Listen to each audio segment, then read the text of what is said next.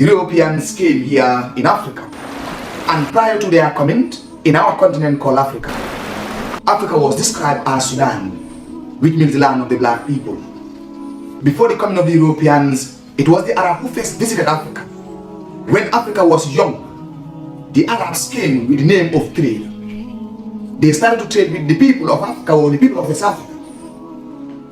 Through this trade, they introduced a religion called Islam.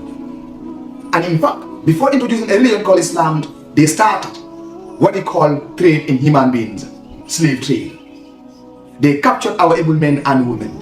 They were paraded in the form of a caravan, and they are marched across a hot sandy desert, or in a hot sandy desert, in the Sahara Desert, to go and walk in the salt mine with little water and little food. Some of the Africans were even castrated by the Arabs. The Africans who were, or the West Africans who were resist against slave trade, which was introduced by the Arabs here in West Africa, some of them lose their lives. They were killed by the Arabs. Now in this Sahara Desert, they were forced to work in the salt mine with little water and little food in that horrible conditions. Many West African people die, the black people, they die working in the plantation, in the Sahara Desert for the Arabs to mine salt, because salt was a very important item during the trans-Saharan trade. When the Arab left, another group of people also visited Africa called the Europeans. When the Europeans came, they also came with the name of trade with the people of Africa. Because Africa was having three greatest empires, which include the Mali Empire, the Songhai Empire, and of course the Ghana Empire. When Mali Empire was founded by Sunjata Keita, who defeated Sulango Kante at a famous battle called Krina in 1235. Then after the reigns of Sunjata Keita came a great man called Mansa Musa, who ruled from 1312 to 1337. During his reign as the king of Mali, he was able to bring many developments to the people of Mali. He introduced many things to the peoples of Mali because he wanted to develop that empire now. That's why historians who write, or they have written that education started here first in Africa before in America. The Africans were civilized before the Europeans. When the Africans were living in their mud houses, the Europeans were living in caves and trees. When Mansa Musa was going for a hajj or a pilgrimage to Mecca in 1324, he took along huge amount of gold, silvers. Each village that he passed through or that he came across, he'll be giving them now gold, silvers. The name of Mali Empire goes by across the globe. This was the time when the Europeans realized there is a place in West Africa called Mali Empire. There's a place in West Africa called the Ghana Empire. There's a place in West Africa called Songhai Empire. Let's go and visit these empires. They came rushing now. They went to Ghana Empire, they looted. They have taken gold, silvers, and diamonds to go and develop themselves in Europe. They did not stop there. They even start to extract our natural resources now. When they took gold, silvers, and diamonds, they realized that they were in need of human beings to work as slaves. This was the time they started to introduce a slave in human being called transatlantic slave trade. Hundreds of Gambians or even thousands of African people were captured here in their homelands. They were living large and happy here in Africa.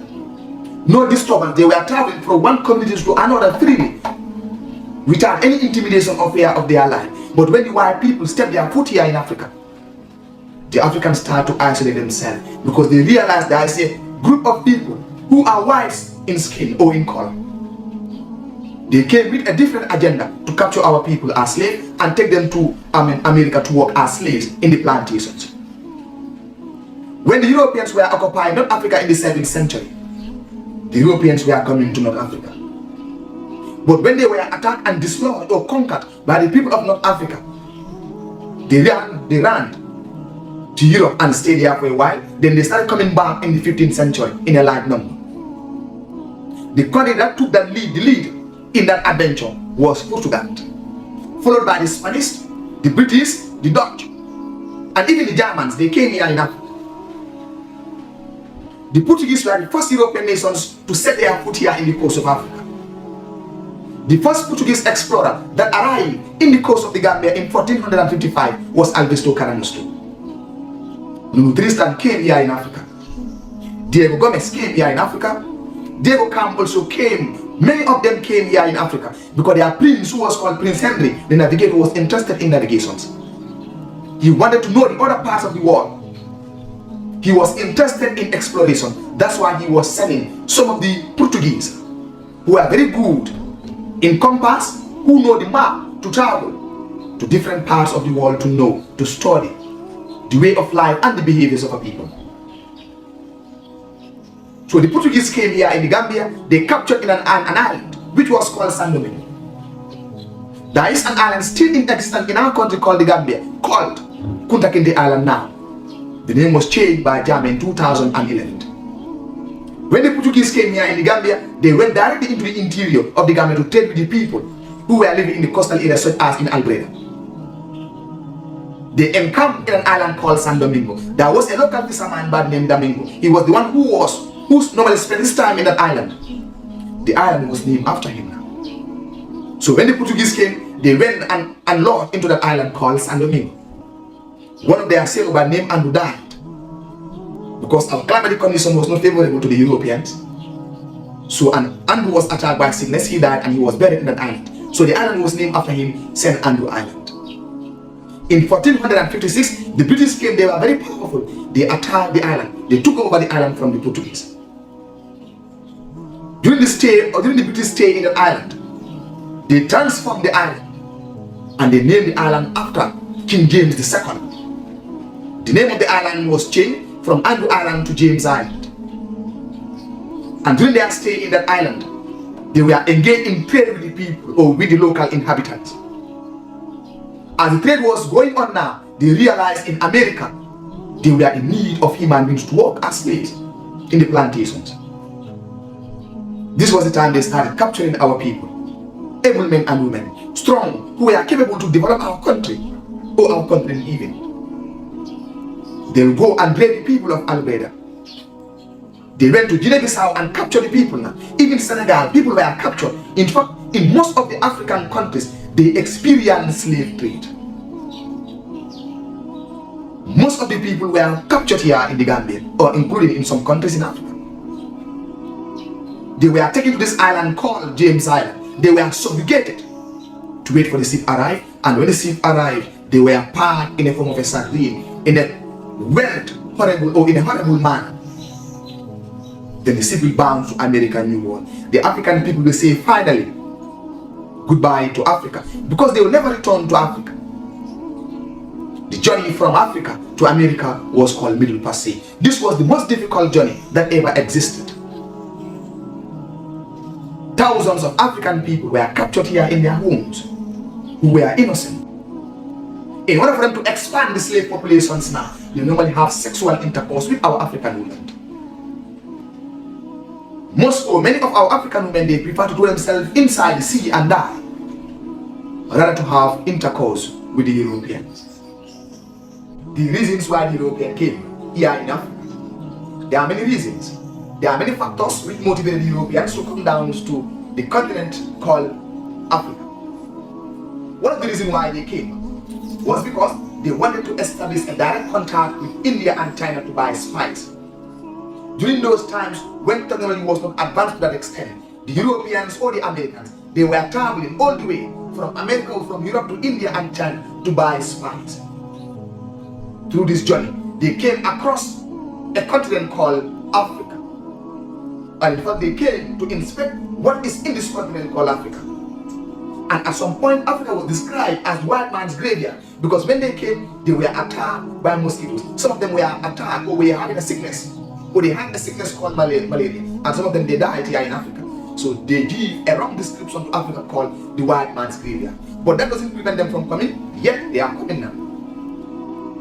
Europeans were coming. So one of the factors why the Europeans came, because they came as a result, they wanted to establish a direct contact, a trade link between India and China. They were buying spice in India and China.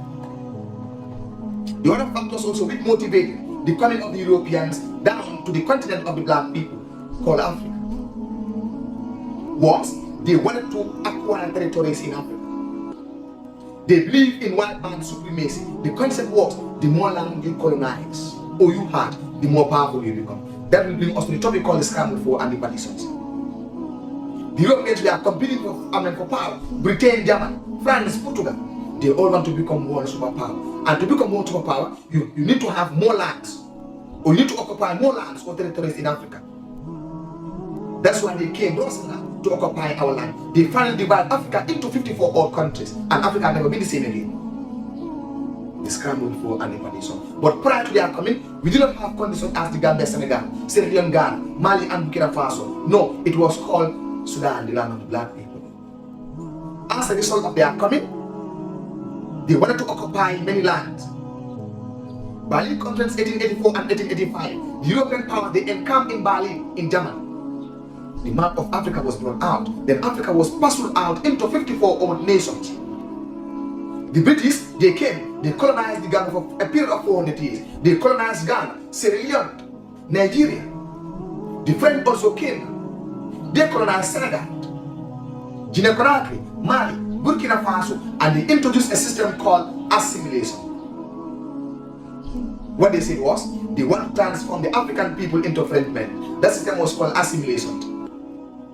That was why in Senegal, when a person was born during the colonial period, if you are born in the four communes, such as Dakar, Saint Louis, Gorée, and Legacies, you are considered to be or to have an equal right with a Frenchman born in Lisbon or in Paris. This system was called assimilation. For the British, they introduced the indirect rule system. A system was used by the European powers or by the British to rule our African colonies with the use of our kings and chiefs. This was called indirect rule system. And this system was first introduced in a northern part of Nigeria called Buganda. When they realized it was successful in Buganda, then it was later introduced in all the British-speaking countries in West Africa, which include the Gambia, Ghana, Sierra Leone, Nigeria.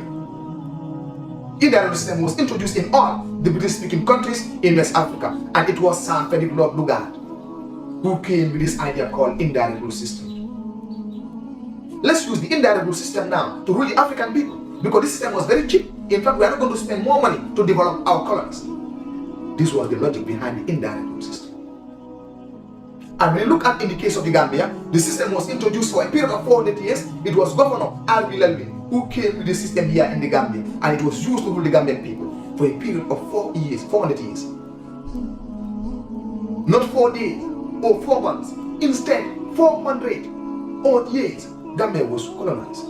And 2 schools were built, only 2. 2 hospitals were built for a period of 400 years. The Europeans or the British were unkind for the Gambian people. Justice was not done in the case of the Gambian people on behalf of the British. That is why our people were tired. At some point, the Gambian people were tired. In 1929, a man called E.F. Small, Edward Francis Small, who was educated in the Gambia likewise in Freetown. He came with a slogan called "No taxation without proper representation." I with my people will not pay tax to the colonial government until and unless we know where the money of the taxpayers is being used or is being spent. They wrote bands. They start to march along the street of Batos or Banjulu at that time. The colonial government sent soldiers to go and fight this tribe. Many Gambians lost their life in these demonstrations.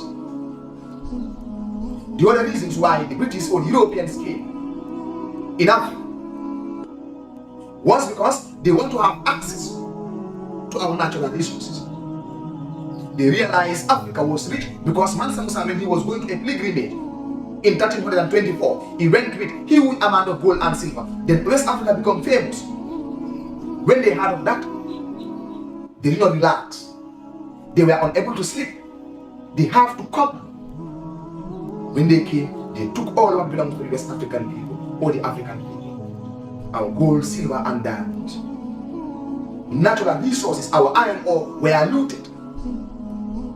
Nothing was absolutely meant for the African people. This was their concern. They did not stop there. They don't stop taking our natural resources alone. Even human beings were resources at some point. Our ancestors were captured. We are taken to work in the plantations in America. The other reasons why the Europeans set their foot in the continent called Africa was as a result. They wanted to introduce their own religion called Christianity because they thought that the African people were not civilized. Perhaps let's go and civilize the African people. Little did they know that civilization started here in Africa when the African people were living in their mud houses. The Europeans were living in caves and trees. When Africans were having their own indigenous industries, like the salt industries, the carving industries, the leather industries, likewise the iron industries, the Europeans were not having such industries. We were manufacturing our own clothes now because we are having cottons here in Africa. Our peoples were farms, they grow cottons and make their own clothes. They came to civilize African people. They came and introduced their religion called Christianity after enslaving Africans for 400 years. The other reason why the Europeans also came here in Africa was because they came here in Africa. The reason why they came here in Africa was they want to colonize African people. To colonize African people means they want to have access to our lands. Lands was a very beautiful asset at the time for the Europeans. They want to become powerful. They want to rule and subjugate the African people. When our lands were fertile, blessed with edible lands, whatsoever you grow in Africa, it germinates.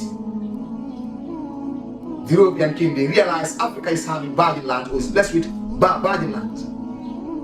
At some point, they were forcing our farmers to farm against their own will. When they grow cottons, they'll come and decide the price to buy their cotton or to purchase their cottons, and the cotton now is being exported to America to develop their own industries. And at some point, when they realize that industries are developed to a certain extent, they decide to abolish slave trade in 1807. These are just some of the reasons why the European came in Africa.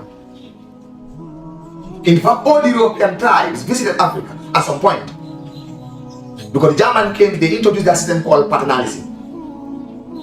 The most unkind system, the most cruel system used by any European tribes ever in Africa was German paternalism.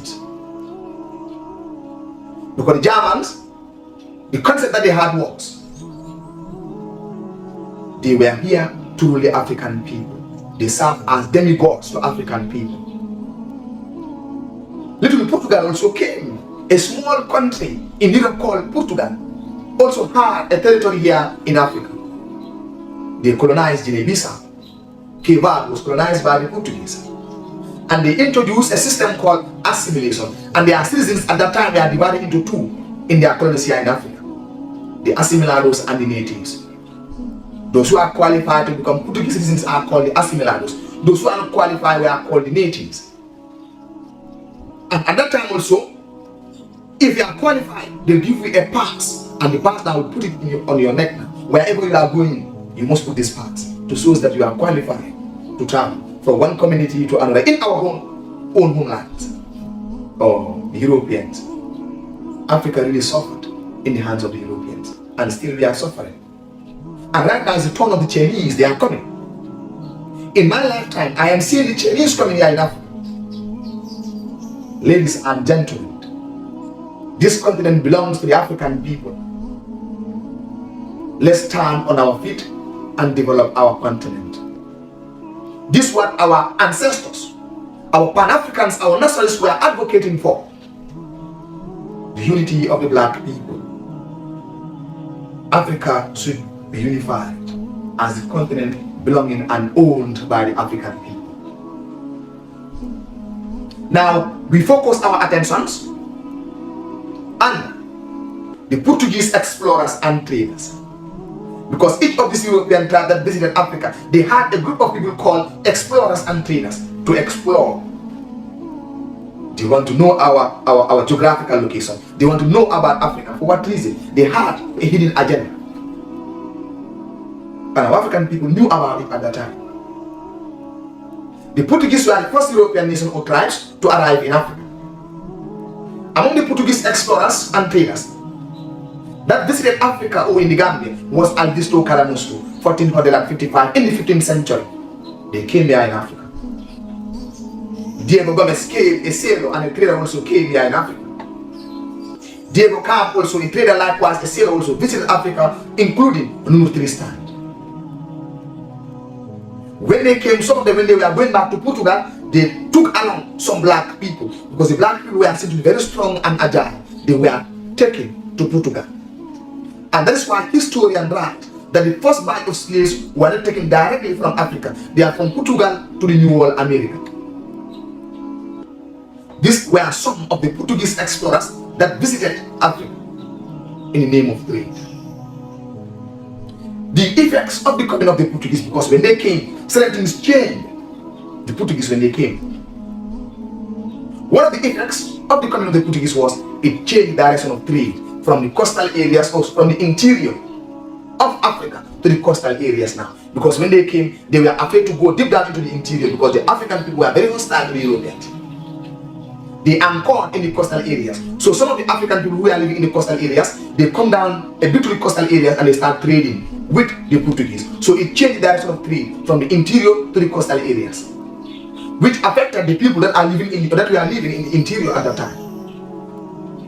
And two, their coming also leads to the establishment of trade. Trade link was established between Portugal and the Gambia, because they will come with their goods and then exchange their goods with us and take our goods now to Portugal. So it led to the establishment of trade relationship between Portugal and the Gambia. Their coming also contributed to the intermarriage with our African people and the Portuguese. Then we had people referred as the mulattoes, the Oxfams.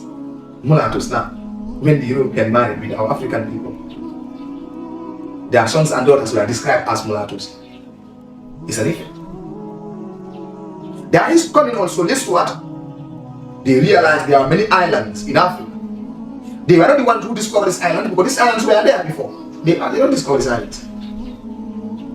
They are coming also, they realized that islands were here in Africa, including the Gambia, because an island called Andrew Island, with the name after their own sailor, found in the northern region of the Gambia, called Albreda.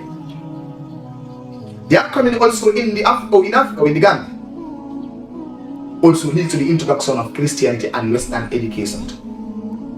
Because at some point, the Christian missionaries activities also came here in Africa.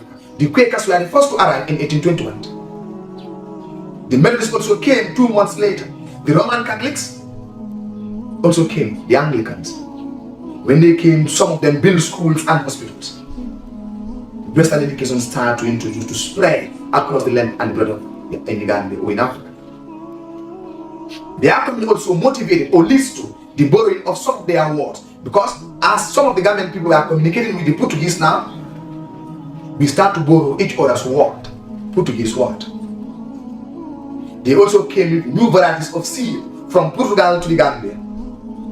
So these are some of the effects now, or the impact of their coming here in Africa. Now we shift our attention to the British explorers and traders, because all the European powers, all tribes came in Africa, visited Africa at some point. The Portuguese, they came in the Gambia, they arrived here. A sailor who was very profound and renowned in Gambian history called Mungo Park. Mungo Park came here in the Gambia.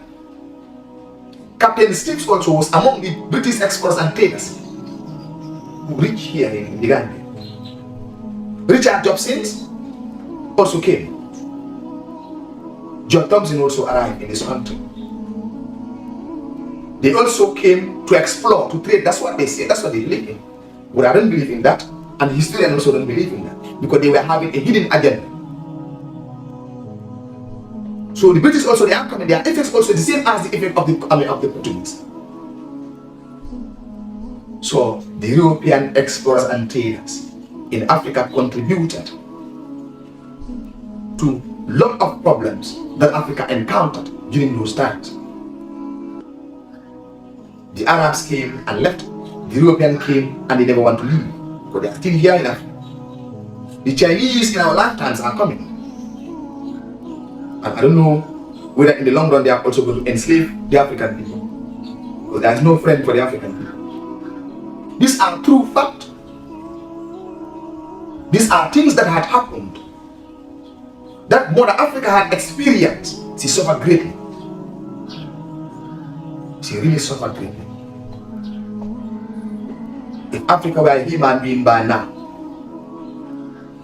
all people across the globe will want to see how Mother Africa would be, because he suffered greatly. You will be interested to watch our history playlist here, or Slave Island.